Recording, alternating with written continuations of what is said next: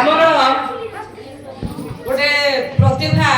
पंचम श्रेणी रे पढ़े से छात्री को मैं अनुरोध करुची ता ना स्निग्धा रानी पात्र जोरदार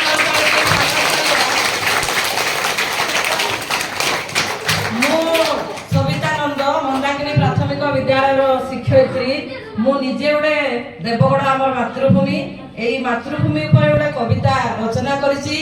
एवं ताकू शिखेइथिली से एई कविता पाठ करिकरी दुईटा प्राइज आनि सारिछि हेले देखंतु